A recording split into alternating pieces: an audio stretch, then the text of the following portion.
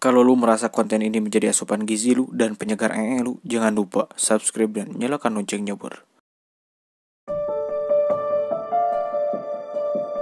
Oke Bor, balik lagi bersama saya Sidul Austin, yang mana pada kesempatan kali ini saya akan kembali merangkum film pemerintahan kalian yang berjudul Si Fever tahun 2019.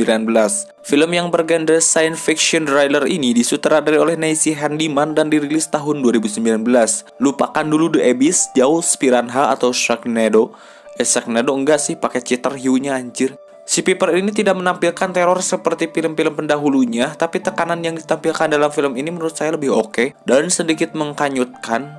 Lantaran makhluk yang meneror mereka tidak begitu ganas namun memberikan kesan ngeri. Dan jangan berharap banyak ada ikan bogo, jeler, ataupun kijing di film ini. Oke, tanpa basa-basi lagi langsung saja ke filmnya Mas Bor.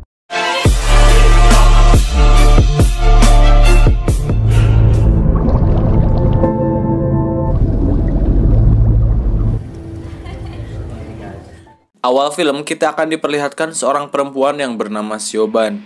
Dia sendiri merupakan seorang dokter yang ahli dalam bidang ekologi laut. Di sana ia sedang melakukan penelitian terhadap parasit laut. Karena merasa tidak puas dengan penelitiannya, ia merencanakan untuk ikut dengan sebuah rombongan kapal nelayan, yang mana peran nelayan itu akan segera berlayar. Lalu ia dijemput oleh seorang pria yang bernama Johnny. Sepertinya si Johnny ini sudah kenal dekat dengan Siobhan. Kemudian mereka masuk ke dalam kapal tersebut dan Siobhan melihat-lihat keadaan sekitar. Lalu ia bertemu dengan pemimpin kapal yang bernama Gerard dan juga istrinya yang bernama Freya. Mereka kemudian bertanya-tanya tentang tujuan Siobhan ikut ke dalam kapal mereka. Lalu Siobhan menjawab ia hanya ingin mengetahui jenis-jenis makhluk laut yang mungkin akan ia temui di penangkapan ikan dan akan mendokumentasikannya. Mereka pun tidak keberatan dengan maksud dari Siobhan. Lalu ketika Siobhan pergi ke haluan kapal, ia membuka kupluknya dan terlihat ia berambut merah. Lalu para nelayan melihat rambutnya, dan di sana mereka sepertinya terlihat ketakutan. A redhead. We've already spent her fee. Karena mereka mempercayai bahwa wanita yang berambut merah jika ikut berlayar maka mereka akan terkena sial. Namun mereka sudah mendapatkan bayaran dari Siobhan dan mau tidak mau mereka pun harus berlayar. Kemudian Johnny memperlihatkan tempat tidur Siobhan. Dan kapal itu pun berangkat untuk menangkap ikan yang sudah ditentukan lokasinya.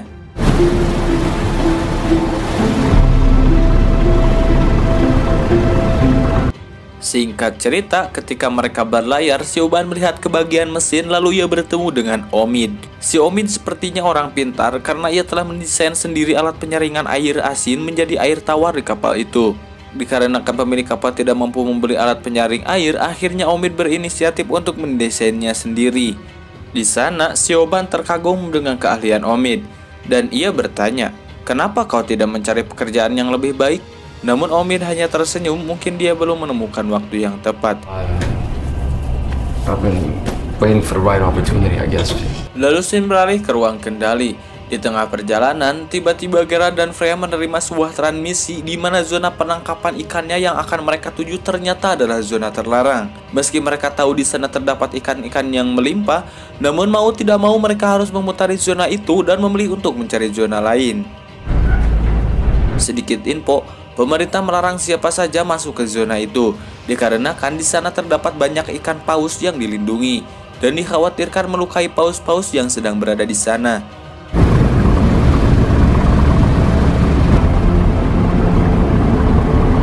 Hari pun berlalu. Di hari berikutnya, ketika mereka sedang asik bersantai, tiba-tiba mereka melihat ikan paus. Wow. Freya pun kaget dan terlihat wajah Gerard seperti merahasiakan sesuatu. Dan tak berselang lama, tiba-tiba terlihat dalam radar seperti kawanan ikan yang banyak menghampiri kapal mereka. Lalu kapal mereka seperti terbentur keras. Tiba-tiba kapal mereka mogok, mungkin karena ikan. Namun mereka bilang tidak mungkin kawanan ikan mampu memogokkan kapal mereka. Kemudian setelah dicek ke dalam lambung kapal, tiba-tiba orang-orang di sana merasa keheranan.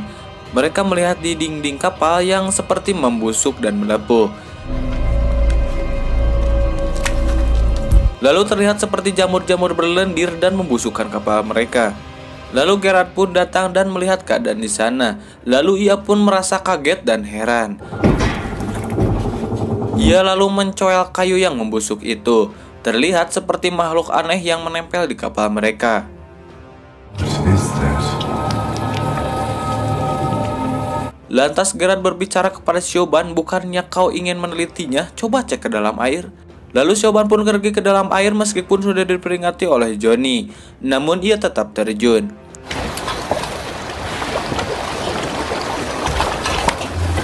Ketika Siobhan sudah masuk ke dalam air, terlihat air di sana terlihat kotor. Dan setelah Siobhan melihat ke bawah, terlihat seperti monster yang sangat besar. Ia kaget dan terlihat tentakel-tentakel itu hampir mengenai Siobhan. Kemudian ia pun langsung naik ke permukaan. Dan terlihat di sini dia sangat shock atas apa yang ia lihat di dalam laut. Lalu ia pun ditanya oleh Gerard, ada apa di sana? Siobhan tidak bisa menjawab secara detail makhluk apa itu. Yang jelas ukurannya besar dan memiliki tentakel yang banyak. Lalu Gerard mengartikan hal itu sebagai cumi-cumi raksasa dan ia ingin menangkapnya. Lalu ia menyuruh bawahannya untuk menurunkan jala. Ketika ia menariknya, tiba-tiba kapal mereka seperti akan terguling. Kemudian mereka melepaskannya dan di sini Gerard merasa keheranan. Ia pun berpikir tidak mungkin cumi-cumi mampu menggoyangkan kapal mereka. Lalu ketika Johnny sedang mengecek kawat pengait, tiba-tiba terjadi kecelakaan. Tangannya terlilit dan berdarah. Untungnya ia bisa dihentikan oleh temannya.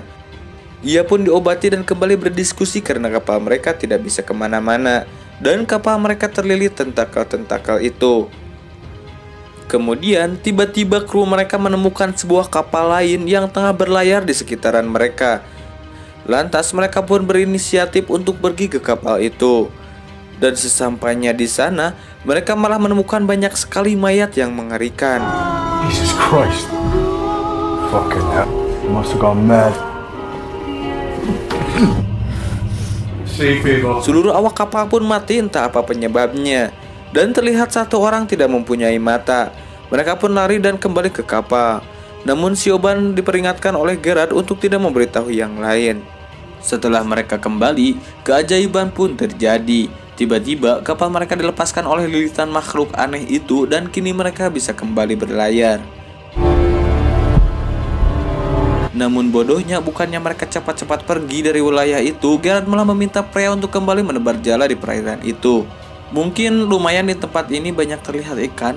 Pria yang tahu ini beresiko dan tidak mau menebar jala terus-terusan dibujuk Gerard dan ia pun akhirnya menurutinya. Kapal itu kembali menurunkan jala dan terlihat mereka mendapatkan banyak sekali ikan.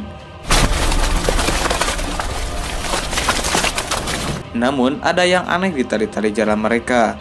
Banyak sekali lendir-lendir yang sama dengan dikeluarkan makhluk aneh itu. Singkat cerita, waktu malam pun tiba.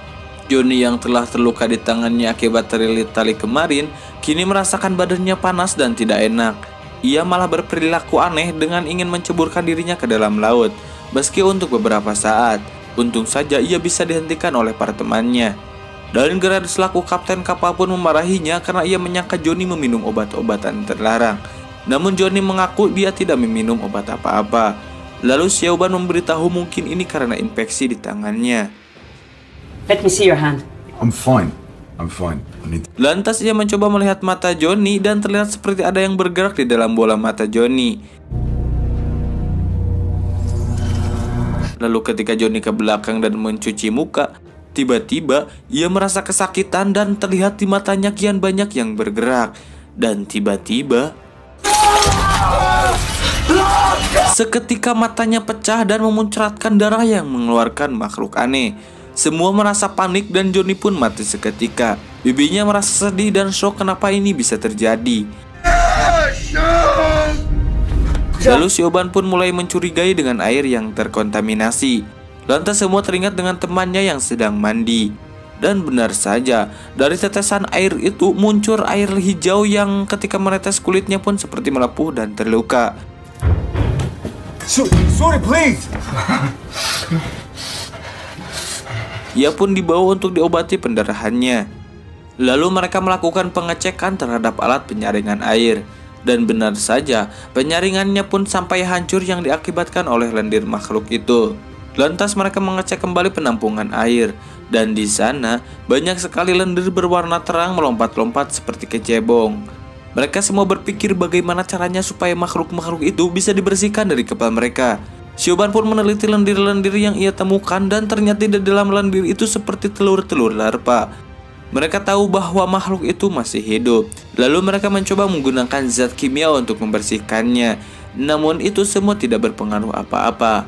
Hingga Siobhan mulai memikirkan sinar ultraviolet untuk membunuh larva. Lantas ia menyuruh Omid yang berbakat untuk membuat sinar ultraviolet dari lampu HP. Namun hasilnya tidak terlalu berpengaruh. Mereka mulai bingung, lalu Siobhan berencana untuk menyetrum kapal itu. Tujuannya untuk membunuh larva-larva yang berceceran di sekitar kapal mereka. Namun itu mendapat penolakan dari Freya karena risiko kebakaran. Namun Siobhan mampu meyakinkan Freya dengan menanyakan kepada Freya, apakah kau memilih hidup atau kapalmu? Dan Freya pun mengizinkannya. Ternyata trik itu berhasil membunuh larva-larva yang ada di sekitaran kapal. Mereka tinggal mengurus larva yang berada di tabung air. Singkat cerita, mereka semua berencana untuk pulang. Namun keadaan temannya yang tadi mulai kritis, ia pun mati terkena infeksi. Siobhan pun mulai berasa bahwa mereka yang berada di kapal ini mungkin saja terkontaminasi. Dan ia memberitahu kalau ketika mereka sampai di pantai, mereka harus melakukan isolasi terlebih dahulu. Dan untuk mempermudah, kemudian mereka menjalani tes yang dilakukan Siobhan untuk melihat gejala-gejala yang terjadi di mata mereka. Ya sama halnya lah seperti si Johnny tadi. Satu persatu mereka dites dan Gerardlah yang terkontaminasi. Ia pun shock dan pergi ke kamarnya. Ia meminta maaf kepada Freya karena ini semua salahnya.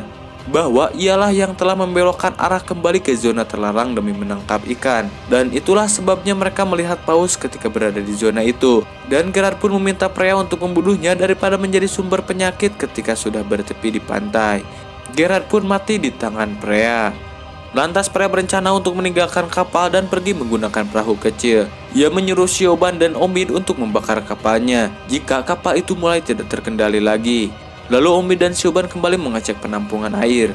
Dan ternyata kini larva itu sudah berubah menjadi monster tentakel yang menghancurkan kapalnya. Hingga akhirnya kapal itu akan tenggelam. Tapi sebelum itu Siobhan berencana akan membakar kapal dan juga berguna untuk sinyal darurat. Di sana Siobhan sudah menyiapkan perahu karet. Namun karena Omid yang grogi ketika ia menuruni tangga, ia pun terjatuh ke dalam air dan ia tidak bisa berenang. Siobhan pun nekat menyelamatkan Omid dari serangan tentakel monster itu. Omid pun berhasil diselamatkan, namun Siobhan tergigit di tangannya. Ia tahu bahwa dia terkontaminasi dan tidak bisa pulang. Lantas Siobhan menceburkan diri ke dalam air dan meninggalkan Omid sendirian. Siobhan menyelam mendekati makhluk itu. Mungkin di pikirannya meskipun ia harus mati, setidaknya ia mengetahui makhluk apa itu. Di akhir film, Omid pun berhasil diselamatkan oleh regu penyelamat di pinggir kapal yang terbakar. Dan film ini pun udahan bor. Oke, gue gak akan banyak bicara dalam film ini. Menurut saya film ini sedikit tidak berkesan pas di endingnya. Padahal kan bisa gitu diliatin dulu seperti apa makhluk itu. Ya, bedul lah. Ya sudah, ini saja yang bisa saya sampaikan. Jika ada pendapat lain atau kesalahan dalam penyampaian, silahkan tulis di komentar. Sekian dari saya, Gorengan Udah Tisyeuh, and wassalam.